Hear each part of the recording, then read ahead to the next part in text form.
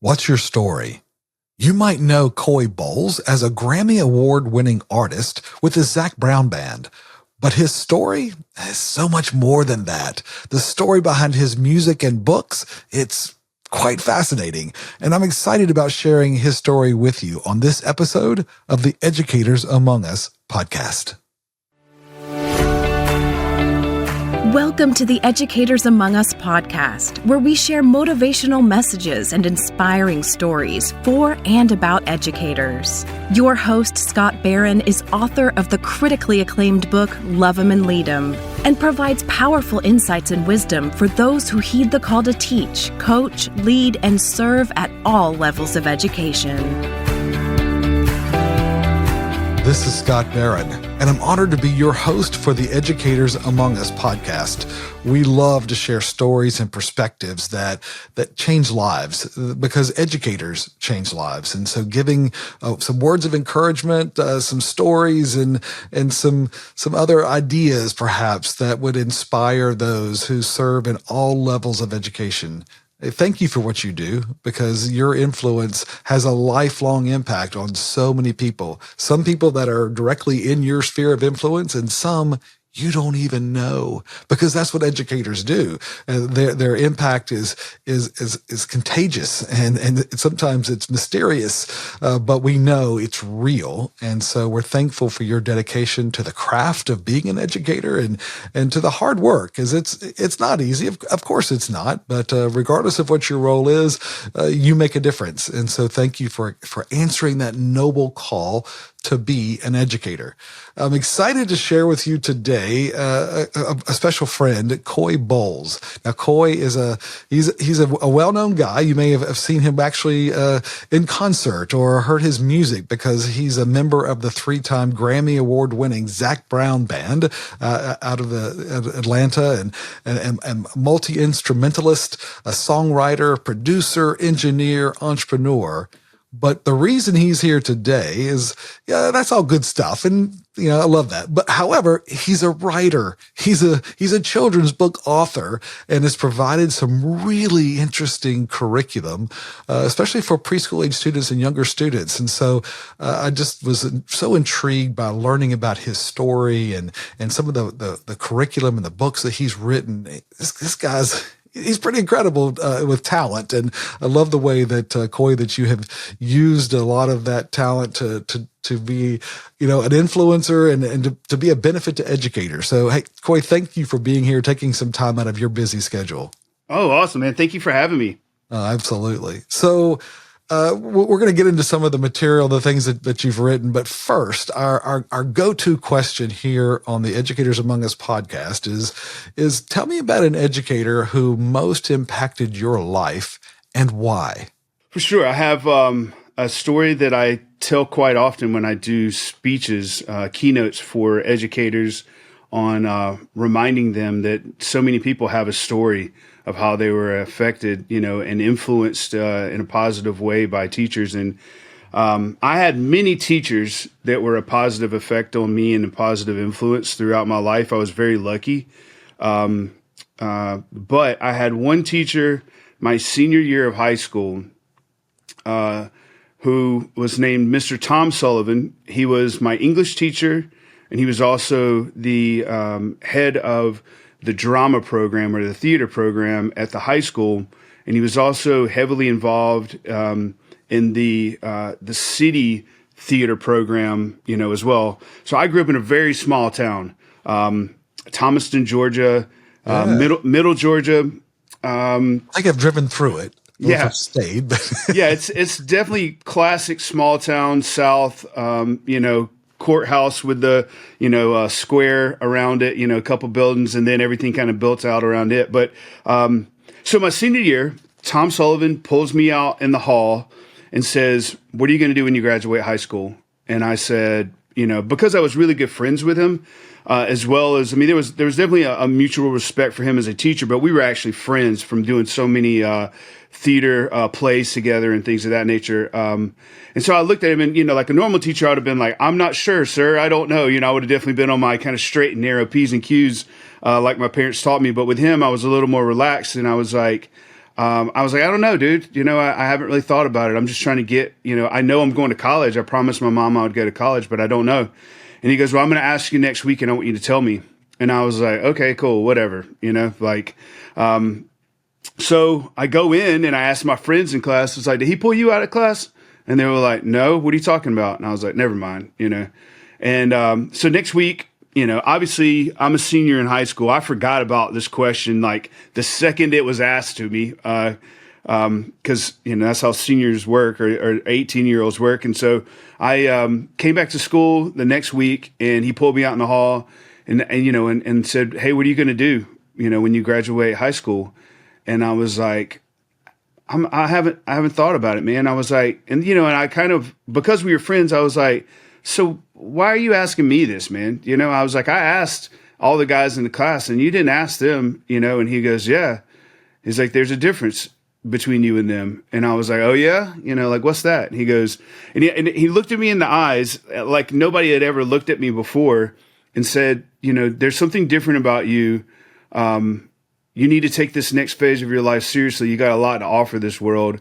And I don't want you just staying here in this small town, because sometimes small towns have a unique quality of kind of being really hard to kind of get out of and go and do things, And I love my hometown. I go back all the time. My parents have been raised from there, and they've stayed. So there's no offense to people who stay in small towns. It's just more or less like, if you're going to go and do big things in life, you got to kind of go and do big things in life, And so, but I remember expand your horizons. Yeah. And so I remember going to my car, sitting in my car and being like, why did he just do that?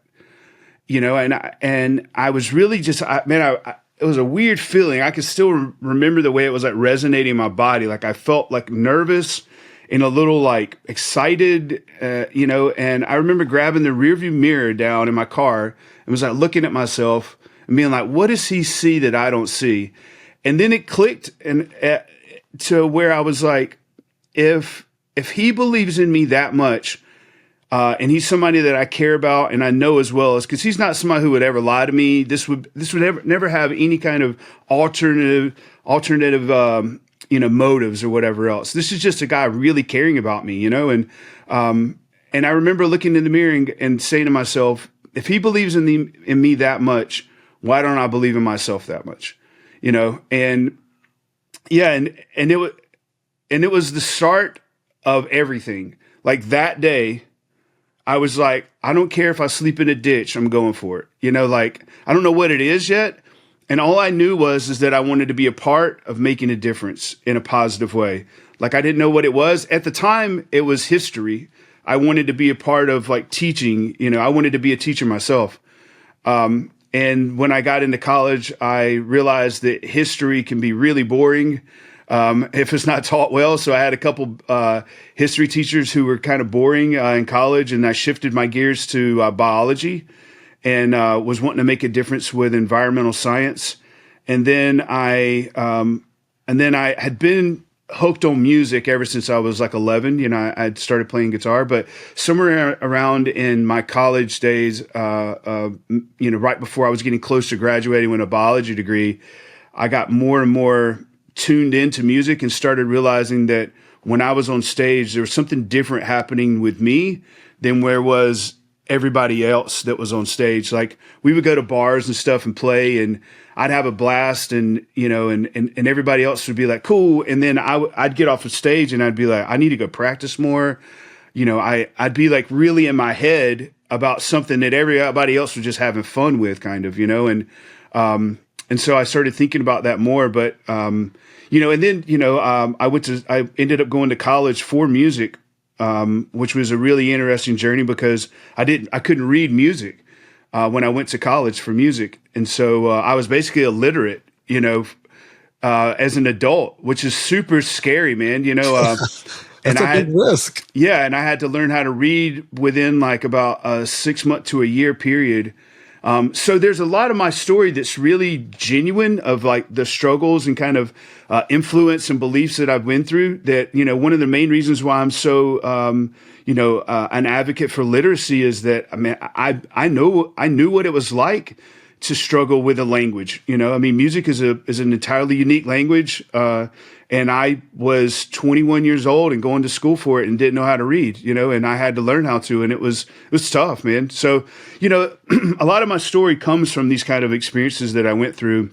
But I talk about Tom a lot when I do this keynote that I have called Connect to Your Calling, which is about inspiring teachers to reunite with the reason why they got started with the first place, you know. And I talk about him on just about every one of these that I do. And every once in a while, I'll text him and be like, hey, man, I just did a keynote, you know, about you or whatever else. And I'll catch up with him sometimes. And he's doing great and still a part of my life, you know. Yeah, well, thanks for speaking those words of encouragement back into his life as well. But yeah, I did not know when we started this, our conversation together, I did not know about that part of your story, and that's just so fascinating that critical pivot point was because of a question from an educator, right? A teacher who just cared enough to kind of say, hey, let's pause for a second. Let's really pause here and think for a moment. Let me challenge you to think about something. And, you know, now you could have taken that moment and said, whatever, right?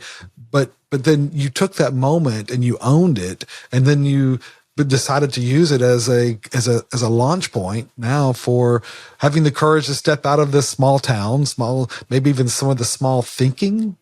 Yeah, definitely not exposed to a lot, you know, like, I mean, you know, from culture to food to experiences, you know, so, you know, I definitely having traveled the world. Yes. Yeah. You know, and, you know, there's still stuff, being from a small town and even to traveled as much as I am now, my set norm is still, you know, I have to overcome insecurities with going to other countries where they speak different languages is something that I always kind of go, okay, here we go, man. You know, because I haven't done a lot of that yet. You know, even though I've traveled so much. So you know, I'm constantly still facing, you know, and challenging myself to take one step in front of the other and grow. You know, absolutely. Well, speaking of that, right? So you took another risk. You actually launched. You had an inspiration and decided to begin writing children's books. Yeah, pretty good deviation. It's not a guitar. It's a whole new method, but it's vulnerable as well. You're putting yourself out there and saying, "Hey, here's a different way of maybe inspiration for children." And here you go. And there is a vulnerability to that. A lot of people want to write a book, but to actually publish it, to put it out there. And I know you've invested a lot to make that come to be. Yeah. What was the inspiration? How did you first get started doing that? You know, and how's that gone? Oh, it's going great, man. I'm on my sixth book that's about to come out now, later this year. So, yeah, I mean, the origin story to this is one that also kind of comes from a very genuine spot. I had a musician in Atlanta named Donnie McCormick. He was signed to Capricorn Records and playing a style of like dark Southern rock blues, like the Allman Brothers, but before the Allman Brothers were playing it, actually. And got signed to Capricorn Records as a young kid from Texas, moved to Macon, Georgia, hung out with all the rock stars that were in that scene. And the Allman Brothers took off, and his band, Eric Quincy Tate, kind of did a couple albums, and, you know, stardom really never happened for them. And I met him at a bar in Atlanta called Northside Tavern, which is a blues bar that I grew up, like, cut my teeth in on playing music. And he was kind of like the godfather of this scene, but very, very low key, overly creative person. I mean, just like, you know, he's a whole 5-hour conversation in itself. But I wrote this one song on my album, and I had been hanging out at this club for about 2 years and had only spoken to him one time. And he was kind of like the ringleader of this club, you know, but I never really, I knew him and was nod my head to him and, you know, say, hey, and stuff like that. But, had never really spoken to him. And so I recorded my first album and I handed it to him, and I knew that, like, this was it. Like, if he didn't like it, then I probably wasn't going to have like too much of a home in this place anymore, you know, because he kind of sanctioned everybody in, you know, to a certain degree, as far as the upper echelon of who was cool, you know. And I left there and I was just like, fingers crossed, man, and I came back the next week and my buddy Carlos was like, man, Donnie's just like singing your praises, dude. He loves this song on your album. And I was like, what? And I talked to Donnie. He came up to me. He's like, man, I can't stop listening to that song that you wrote.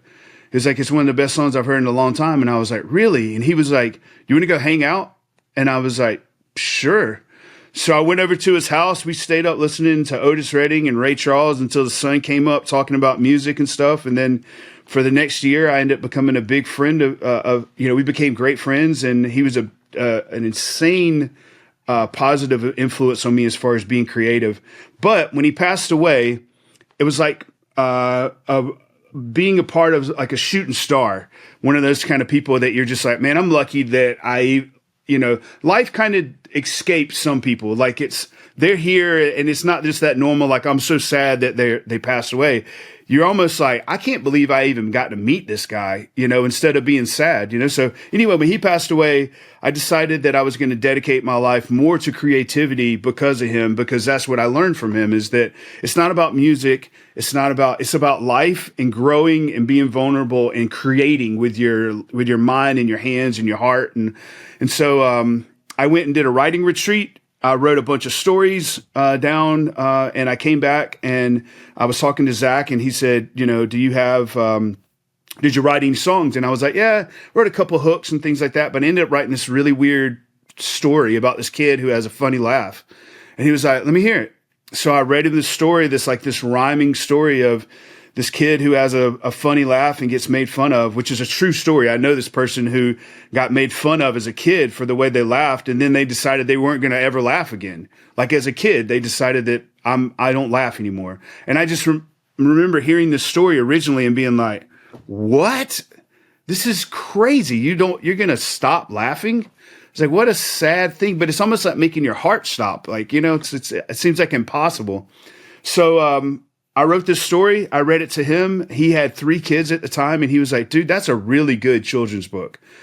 And I remember as soon as he said that, it was like Donnie popped up on my shoulder and was like, you didn't think it was going to be children's books, did you?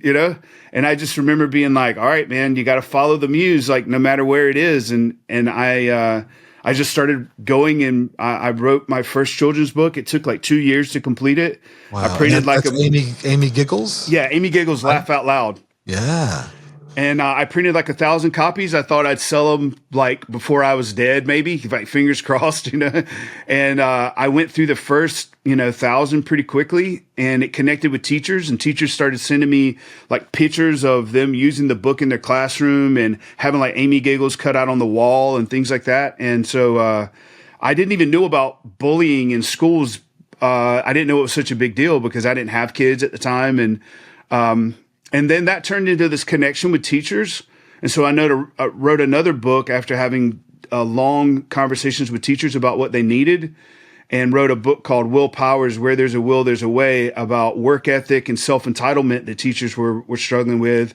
And then that kind of led into this, like, I really create stuff that's needed for the classroom that's viable now. And so I that's my work model. I basically go and have conversations with a lot of teachers and find out what research. Yeah, what it is that they need, and I write books that make, the classroom a more viable place for them, Yeah, absolutely. So what have you enjoyed most then about publishing children's books? Oh man, that's a great question. I don't think I've ever been asked that before. I think seeing it just in the kids' hands. I mean, there's just something that's just unbelievable that it's kind of like I'm always promoting creativity and imagination for kids, and being like, use your brain to critically think through things and come up with something and believe in it and then give it to the world. And that's how the world becomes a better place, And so whenever I go into a classroom and I see my book on the shelf, or I see a kid, reading it in the classroom or something, I'm like, that used to not exist. Like that was housed in my brain, and I made it come to, a hard copy format, and now it's influencing this kid. It's like, wow, dude, it's a long winding process, but at the end, from just, it'd be like me going, man, it'd be cool if there was like a little red door that was like behind it could be anything, and then all of a sudden there's, kids with this book in their hands. That's the coolest part. Sure, well, absolutely. So we've heard a lot of musicians and others talking about how they've learned so much in taking some of those risks. Of course, the risks are of failures, right? I mean, things that it just didn't turn out. Is there a point where you would say, yeah, that's something that I tried, didn't work out, but I learned from it, and it's made me either a better writer or of music or of books? I have this theory that you don't really fail when you have done your research. I mean, if you just kind of go at something blindly, I think there's an opportunity for failure. But I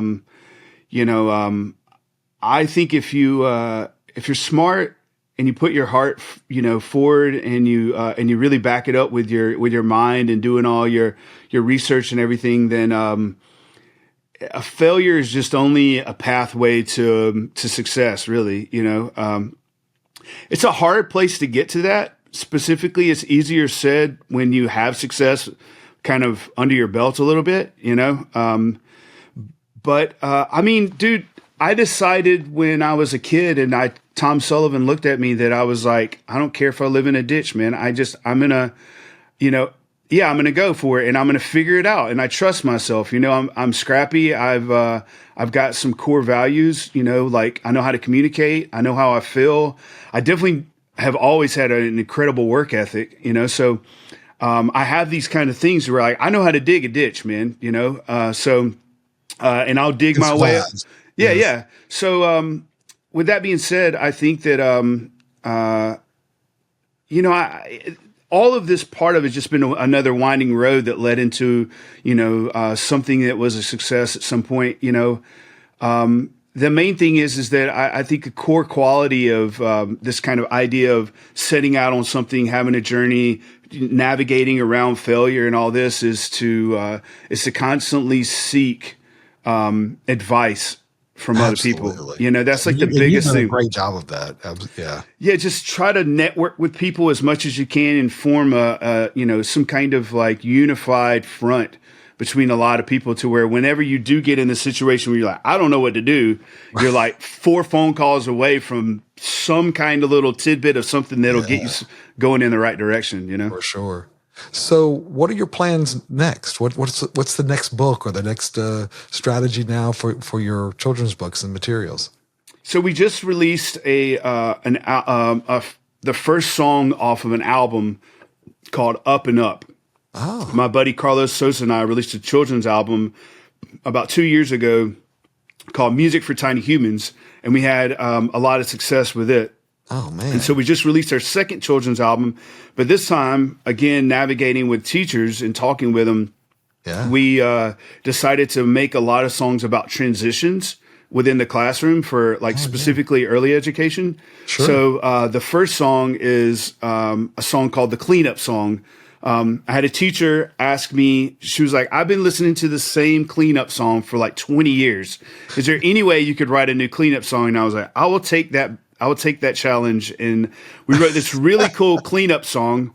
And so we just released it and we're giving it right now. We're giving it to teachers in a video format for their classroom as a gift to start off this new school year. And so that's kind of like my new business model is gifting teachers content instead of being like, hey guys, I created this content. Can you go and check it out? Sure. It's slightly different in that, like, I specifically created this for you as a gift for your classroom. Yep. So like, take it as there's more to it than I want to make money off of it, or there's more to it of like, I want notoriety from you using it. That's not even on my, that's not even really on my, my frame of work here. The idea is that here's something that I put a lot of time and energy into specifically to make what you're doing easier or better or more fun or more creative. So like, here's the gift. And so, the video is very interactive, and I've seen the video for the cleanup song, and it really kind of flows really well, and I can see why teachers would want to use it. Yeah, and cleaning up can be kind of a little boring for kids, and kids can be like, "Oh, we got to clean," So hopefully, nothing like whistling while you work. And but then there's follow-ups to that. We have another song coming out to help with kids going to like transitioning to lunch period.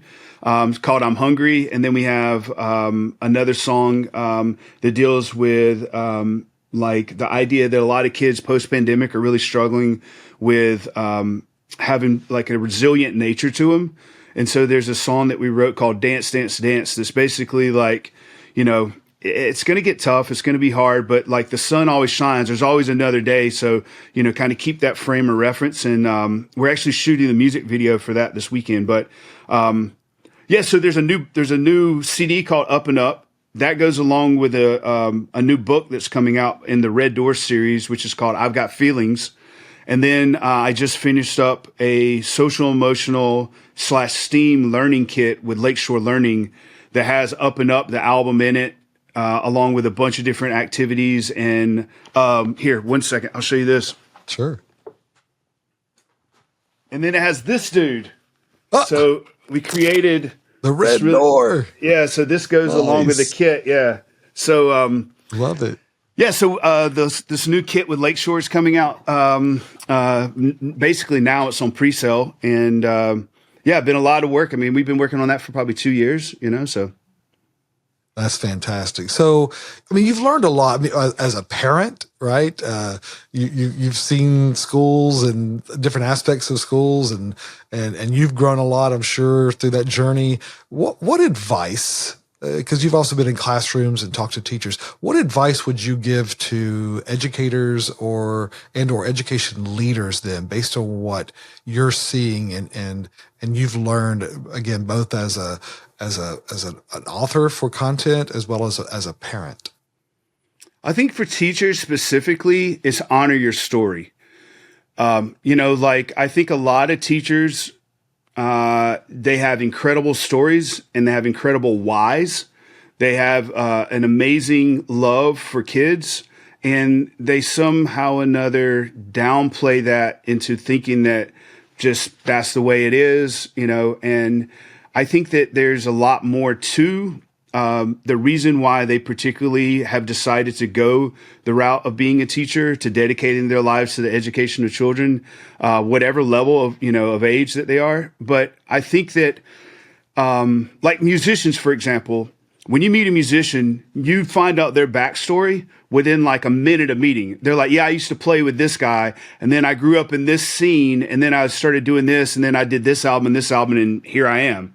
And so you immediately find out like their story is a huge part of like this guy played with, James Taylor when he was young, and then he went over and got into this scene in LA and was a session guy. Their backstory really quickly, and actors and, and a lot of other people, it's what they've done in their life is a huge part of their thing. But with teachers, for some reason, it's like, the fact that they struggled with this in their personal life, or their family life, and that caused them to be connected with this teacher, at a young age, and then they decided to dedicate their life to it. It's like that's all supposed to just kind of go away, and not be a part of their story. And it's really hard to know someone. Like if I meet a musician and they don't tell me like that I played this instrument, I played in this scene before, I'm like, oh, okay, so you're a jazz musician, you play guitar, but you're also really good at producing and engineering. That tells me a lot about you, but if I don't know that about them, then there's no way for me to kind of form a connection with them to find out how to move forward.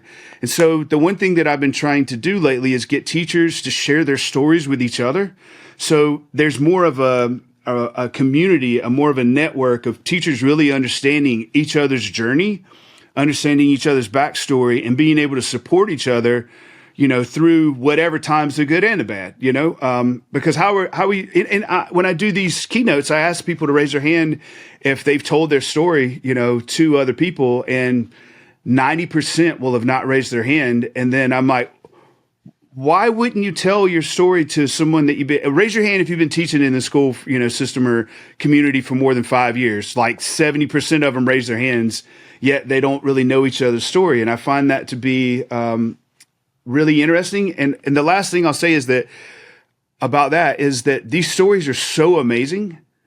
like as a person who's a songwriter who writes stories, I've met so many people along my, my journey in life, and stories that teachers tell about how and why they got to where they are with teaching is some of my absolutely favorite stories of all time. Like one of the stories a while back was a lady, I did a keynote. I asked her to share her story, and she was like, she stood up and said, when I was a kid, my next door neighbor had some learning disabilities and had Down syndrome. And I taught him a few things when he was probably 5 years older than me. And I taught him a few things, like maybe a couple colors or something like that. And then he came over and taught me, like my first 1 through 5 or something like that as a kid. And from the time I was 6 years old, I would go over every day and work with him, and we would teach each other. And I would teach him, and she was like, so, I'm in my 30th year now of teaching special ed, but I've really been teaching special ed for like 50 years. Almost my whole life. Yes. Dude, yeah. And it was one of those kind of things. It was like, why doesn't everybody know that about you? You know what I mean? Like, that's amazing. It's beautiful. Yeah. Oh, it's amazing. Yeah. So, if anything, to the teachers, your stories are so important. They're so beautiful. There's so much wisdom. There's so much genuine love for humanity and other people that we kind of lack sometimes. And I think it's fresh air for you to express your life and who you are. And I think the more we do that, the more we come together, the more we understand everybody. And we build trust together, right? Yeah. And that's one of the things that we share. We get a chance to lead a lot of faculty programs or especially leadership programs for school administrators. And, trust is the oxygen of a school. Yeah. You don't trust each other. If you're not able to be vulnerable to each other, then you're just a dispenser of curriculum, right? You're not teaching to the heart and the soul, because you have to have a vulnerability in that. But just like you've learned in singing and performing, there's risks in that, right? You risk someone say, boo, get off the stage, right? Or whatever, but you still take the risk, and you learn and you grow. And I totally agree with you and that's why we actually started this podcast was, let's get those stories out there. There's some incredible narratives of people, and sometimes their narrative is misguided. Sometimes they haven't nailed that. They haven't figured out the story. I think that's one reason why it's not shared is they've kind of landed on being a character in somebody else's narrative in their minds, and yet they still got some powerful stories to tell. Just trust and be vulnerable and take a chance. And it's because it's so worth it to build that camaraderie with your peers in the school, because it's really hard for a team of educators to love their kids when they haven't figured out how to love each other. Yeah, for sure, man. Or even, simpler than that, they haven't honored that their story is worth telling it, yeah, I mean, if they're kind of thinking that, hey, it doesn't matter, nobody really cares, how are you supposed to get kids to believe you really matter, your life is important, if you're not fully embodying that yourself, And man, hey, I understand that this isn't like toxic positivity that we're talking about here. Right. I mean, this is like stories. Yeah, I mean, it's important to say that like everybody's going through a lot. A lot of people rightfully don't think that their stories are worth being heard because of things that they've been through in their life. But it's a reminder of the power of teaching. I feel like that's kind of what I've been put on earth to do is just remind everyone, if you are involved in teaching, there's an extreme power in it, and your story is a part of that power. So take time, whether it's right now or a couple weeks from now or 2 years from now or whatever, start thinking about your story and how it's important and honoring that, because the more you get in touch with it, the more you go through it in your own head about, my story is pretty awesome, and that's a powerful part as well. I mean, you talked about really discovering your purpose, and what we've learned about that journey of discovering that is it's really helpful to know, well, where are you now, and how did you get here? What was a part of that? And that's that narrative you're talking about. Because sometimes we talk to a lot of folks, but especially in education, who they don't know what they want. Right. Sure. And, there's a Chinese proverb that says, if you don't know where you're going, any road will get you there. Yeah, right? totally. And sometimes there's just this, we're kind of vulnerable to the winds, and we're not really setting our sails. We're just floating and we're tossed back and forth. And it's a great way to get seasick, but there's not a lot of joy in that. Right. And so being able to find that purpose, often being able to reflect on my journey, my story, and tell that in a way that, it doesn't have to be just all roses. We all have trials and tribulations in our lives, but man, the joy of life is learning how to get through it anyway. Figure out a way, and if you could bring people with you and work in connection like you talked about, I think it's a very powerful point. There's a lot of things we can't control, especially in education, and we deal with a lot of conflict, and both internally and externally. There are a lot of pressures on educators, a lot of disrespect, right? But you can't control any of that, right? And we know one of the programs we share is called Finding Serenity as an Educator, and to do that, you got to remember there's things you just have to accept. They're outside of our control. Yeah. Man, there are some things that are in our control, and who we hang out with, building that network, like you said earlier, that is so important. Yeah, especially for educators. Yeah, man.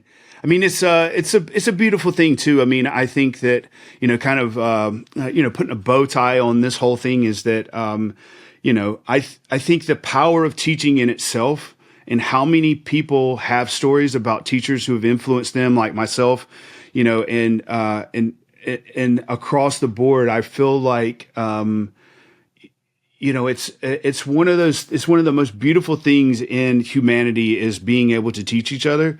And I think that most people who decide to teach, if not all people who decide to teach, have a purpose that you were talking about. They're connecting with their calling of what it is that they want to be, and how that starts as a teacher. Whenever you get lost in the winds and you're not sure which road to pick, it's always good to turn around and look where you just came from and analyze that and honor that, because there's a lot of wisdom in what you've been through to tell you where you're going. Because if you're up against an obstacle that seems like it's a mountain, and you turn around and you realize how many obstacles you've overcame before, you're like, well, maybe this one isn't so big now, Yeah, absolutely. So, well, you guys can see why I wanted to invite Coy to this conversation, because obviously, yes, he's a talented musician and gets to do lots of things with the Zac Brown Band and other stuff, but he's a teacher.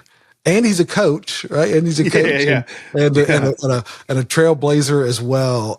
And so, Coy, thank you for what you do. Thank you for taking those chances and for using your talents in a way to influence and impact the lives of children as well as educators. Hey, listen, if you want to know more about what Coy's doing and his story and a lot of the materials he's created, visit coybowles.com. It's COYBOWLES.com. And it's all there. There's some great videos, samples, and other stuff that they've created. And you can tell that there's a heart behind this. It's not just a business model. There's a heart and soul in this, and a real research. That's one of the things I love, the way that Coy hasn't just sort of brainstormed about stuff and kind of put it out there. He's actually done the research. He's talked to the educators. He's watched children. He's with his own daughter, his own family as well. So, Coy, again, thank you for the impact that you're having, and love the joy that you have in this work and the stories that you're telling,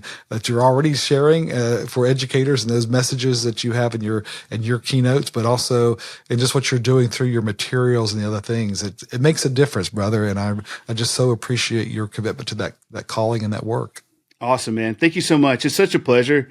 I mean, I created a company called Coyco, and it stands for Creative Opportunity Yields Creative Output. So whether it's for the teacher or for the child, you got to have that opportunity for growth before you can have the output, and so that business model that we were talking about is just doing the research and finding out what is needed. It's such a honor and so such a joy to be able to spend time in creating things, that I have these gifts. And for the first time in my life, I feel like I'm using everything that I really have as a talent. So, I'm using my ability to communicate by doing podcasts or keynotes. I'm using my talents as a musician. I'm using my creativity as an author and a writer, and all of these directions to really try to make, something really viable to make a change. And there's something that's so beautiful about when you start seeing this change and how it's affecting people. And I'm able to do podcasts like this and move things forward and connect with people more. You realize, like, man, we're all in this together, man, and everybody's just one little bow stroke at a time. Right. Yeah, and we'll get through it all, man. So one paddle. That's right. Yeah. Just keep going, keep making even just baby steps. Just Yeah. keep going. Yeah. That's the key. Well, listen, the Educators Among Us podcast, we're here for you, and we thank you for your commitment to that journey as an educator. We all go through different trials and tribulations, and we've got lots of things to celebrate, and we've got we have a responsibility for raising children and for raising adults. We're raising parents and we're raising colleagues, and we're it's a journey of pouring into the lives of others. And so we just are thankful for the educators who answer that calling and make the sacrifices and are prepared and professional, and they get it done. Thank you for being that in the mix and standing in the gap for a lot of people in your sphere of influence. Oh, it's my pleasure, man. Yeah, absolutely. All right. Hey, thank you guys, and we'll talk to you soon. Thanks for having me, dude. All right. We'll see you. Bye now. Thank you for joining us for the Educators Among Us podcast and for your courageous commitment to this noble calling. We get you and the challenges of this work. To stay connected with this community, be sure to subscribe to our podcast and weekly encouragement at educatorsamongus.com.